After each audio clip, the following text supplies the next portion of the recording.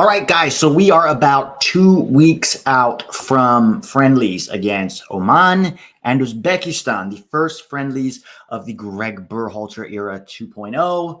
We're going to learn a lot from these friendlies, not so much in terms of, our future, I guess, but more in terms of what Berhalter's going to do now. Is he still the same Gregg that we knew from the last cycle? Has he changed? Is there any adaptation? All of these things, his player preferences. We're going to learn a lot. Now, Tack did a video talking about what he expects Berhalter's, roster to be. My video is going to be a little different. It's going to be more focused on what I think we should do with these two friendlies, the roster we should bring, players we should bring, and what our approach should be to these games. So here's the thing, guys. We have only 4 international windows, 4 FIFA international windows before next summer. Okay, we've got 3 this year, and then we've got 1 next year in March. Okay, so that's it. Between now and Copa America and Olympics, 4 windows. That means we have limited time to get the team as cohesive and as tight, to give opportunities to players who maybe haven't gotten a ton of opportunities and might deserve a look between now and then. 4 windows is not a lot of time. Okay, so some people might say, oh, we don't need to bring some European players. Let them stay with their clubs. I mean, if you're injured, yes, I agree. But if you've been playing well enough to deserve a look with the team or to continue to be a part of the team, then I disagree. I don't think we should leave people at home. I think, with international soccer, you have so few opportunities to get together already. All right. And I don't think we should be. In fact, the team has only gotten together once this year, right? January camp was all the MLS lifers. All right. Then we had, twice. Okay. So March Nations League. All right. And then what happened in April? More fake camps for MLS lifers with the Mexico game. And then Nations League, semifinal and final. Those were the 2 times that the team has gotten together, because Gold Cup, it was MLS lifers. In fact, there's been 3 camps this year for MLS lifers, generally speaking, and 2 camps for our first team. So 100% I disagree with leaving anybody at home so long as they are fit, healthy, and ready to play. I think, like I said, we have limited time together. We have limited opportunities to get this team together. So I would bring people. But I wouldn't just bring the first team. In this roster, I would include players who are going to be a key part of that Olympic roster, okay? The under-23s. There are a lot of under-23 guys that really haven't been around the first team much, haven't gotten enough opportunities. And so for me, what I would do is start integrating them now, okay? Get them part of the team, part of the system, get them. So we don't know who's going to be coaching the Olympics, but get them in, get them, looks under the Gregg Berhalter regime, and just get them training with the first team and getting them ready for the Olympics next year. So with that in mind, let me show you the roster that I would bring. All right, so we start with goalkeepers, and we've got Matt Turner, Ethan Horvath, and Gabriel Slonina. So the 2 Nottingham Forest boys and Gabriel Slonina. Matt Turner's our clear and away number 1. For me, Ethan Horvath is still our number 2. It's a little disappointing that he's going to be sitting on the bench this year. Forest doesn't see him as a starter. Luton didn't see him as a starter. And certainly in the Premier League, I think, they have a point. I don't think he's a Premier League level goalkeeper. Would I have loved for him to get another loan out to the Championship? Yes. And perhaps in January that will happen, right? I mean, the problem with Forest is they didn't really have a lot of goalkeepers. So, he's there to be the backup to Matt Turner. Maybe in January he gets a loan, either to MLS. Maybe he gets a move back to MLS, or he gets a loan to the Championship somewhere. I'm not sure. But he's still our number 2. And then the third goalkeeper, really, Zach Steffen is at Man City still, right? He's like the 3rd goalkeeper now. Isn't going to be playing. Maybe get some, U23 games. Zach Steffen needs to figure it out. He needs to figure out what he's doing with his career right now, because he's been pretty poor for quite some time. Starting ever since he went to Man City, he's been poor. And then his last loan spell at Middlesbrough was also quite poor. Maybe a move back to MLS is necessary for Zach Steffen at this point. But until he's somewhere and playing regularly, or at least sitting on the bench in the plans, no, I don't think he should be involved with the national team going forward. Which leaves us with a couple options for that third one. You've got, the 2 young guys, Gabriel Slonina and Chris Brady, the Olympic eligible goalkeepers. Brady's still injured, so he's not an option. And then you've got sort of the young up-and-comers in MLS who are not Olympic eligible. That would be Drake Callender and Roman Celentano, both having impressive seasons. I probably wouldn't hate Drake Callender as that third spot. I mean, so long as it's not Sean Johnson, who's injured, so it definitely won't be, but his time with the national team should be done, completed. Please, no more Sean Johnson call-ups. I would bring Gabriel Salina just because he will be one of the 2 Olympic goalkeepers, or at least he should be.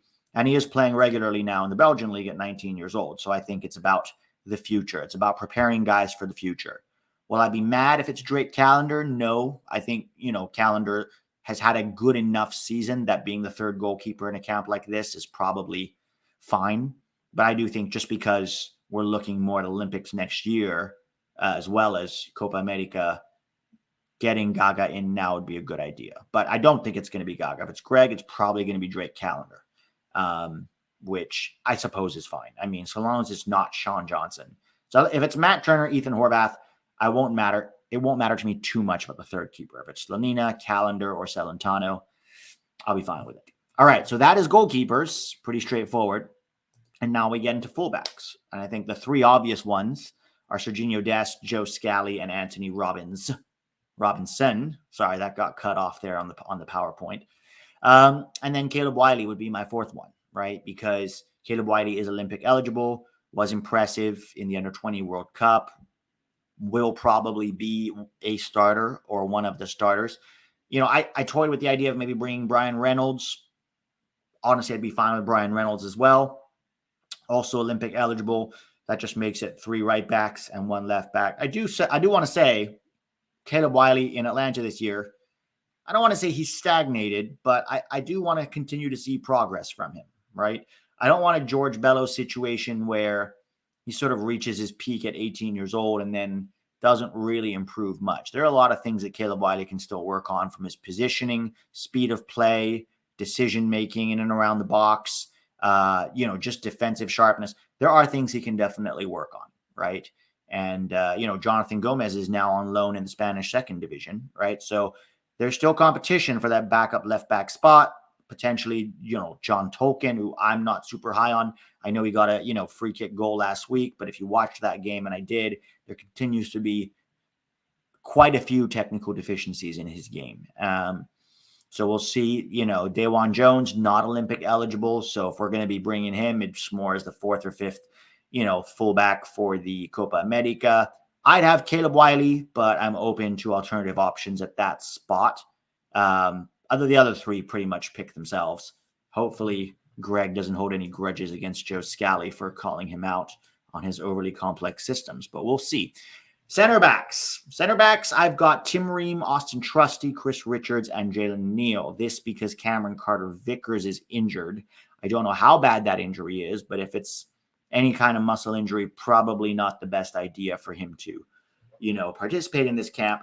Tim Ream and Chris Richards are the obvious ones. They should be our starters.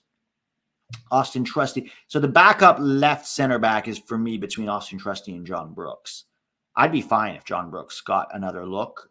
He's starting now for Hoffenheim. Austin Trusty is not starting for Sheffield United. We'll see if he manages to break into that team at any point in the back 3 that they play. First 2 games, he hasn't gotten a minute. He also just got there, and it looks like Sheffield United have been pretty solid defensively. I mean, they've only conceded 2 goals in 2 games, so it's not like, 3 goals. I'm sorry. They conceded 2 to Nottingham Forest, so not that solid. We'll see. We'll see if Austin Trusty gets, more of a look as the season goes on, but Austin Trusty, I think, was impressive enough in his last camps to be Tim Ream's backup at, left center back. For me, then it's Jalen Neal, Olympic eligible, very impressive in the Gold Cup for his age, continues to play well for LA Galaxy. At 19 years old, Jalen Neal is the profile of center back that we need to encourage and call up going forward.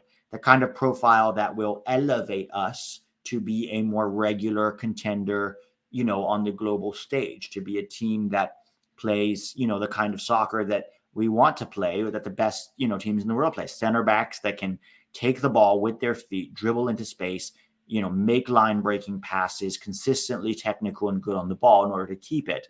The Miles Robinsons and the Walker Zimmermans of this world are the old school American center backs that, let's be honest, guys, they're fine in CONCACAF, right? They can get away with a lot in CONCACAF, the second, weakest confederation in the world. But when we go play on the world stage, if we want to be challenging on a regular basis, okay, for trophies like Copa America, they're just not it. They're just not the profile going forward.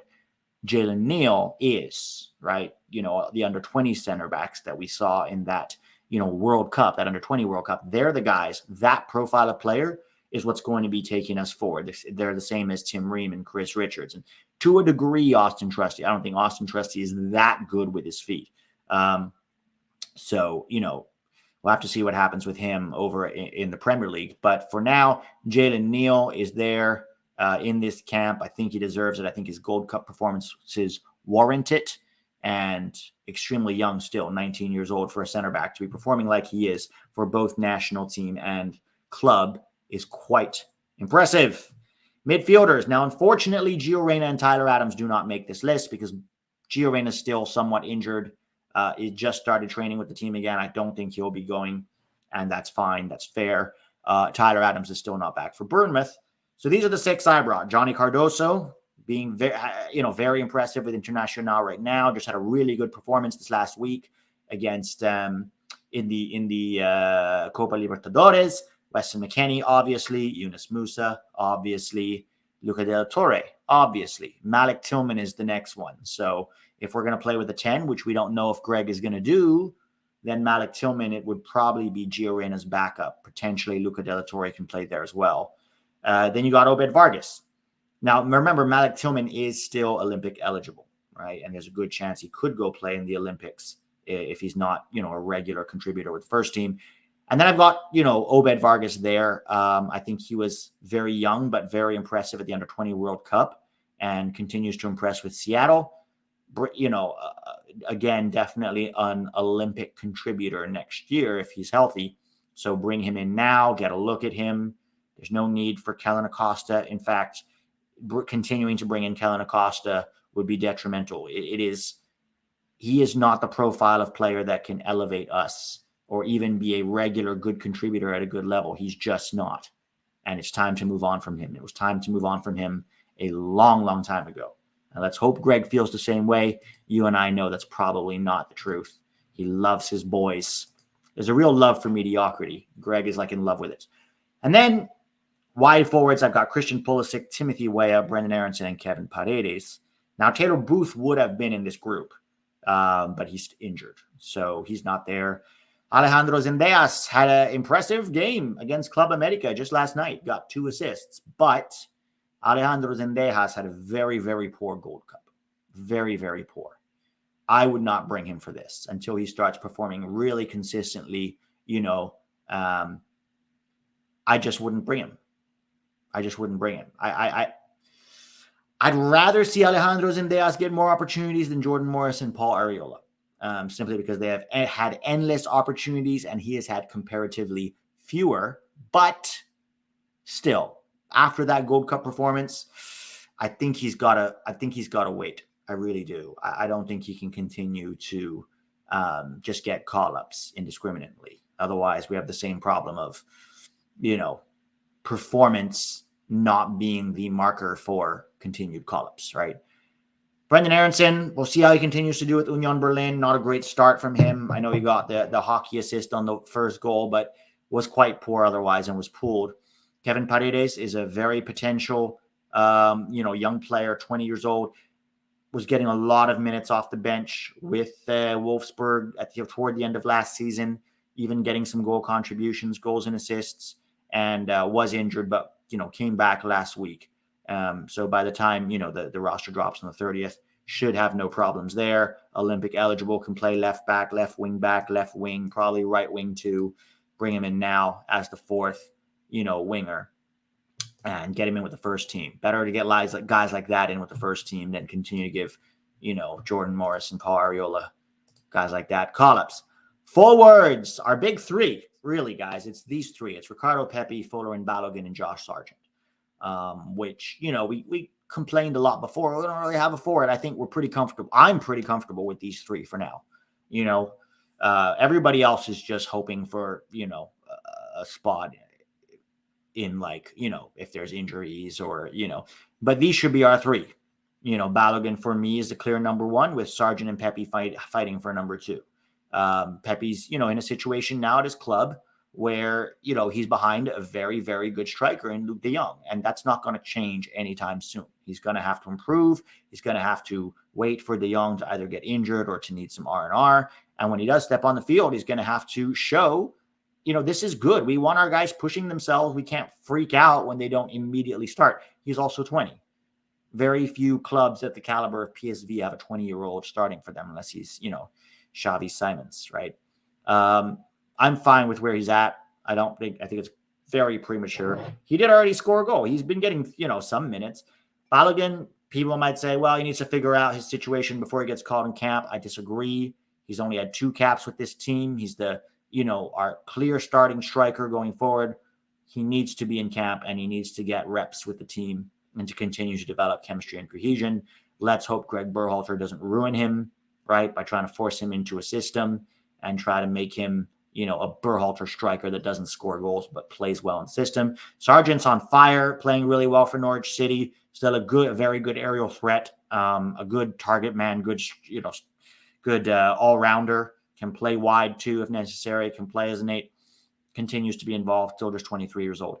If our 3 strikers are 24, 23, and 20, I think we're in very good shape for the next decade or so, guys. I really do. So I think we're going to be fine. This is my roster. By the way, Pepe also Olympic eligible, so another good reason to have him there. This is the roster I would bring, guys. Let me know in the comments who you would bring, which part of my roster you agree with, which part of my roster you don't, agree with. And let's have the conversation. Have a great day, guys. Don't forget to smash that like button before you go, and I'll talk to y'all soon.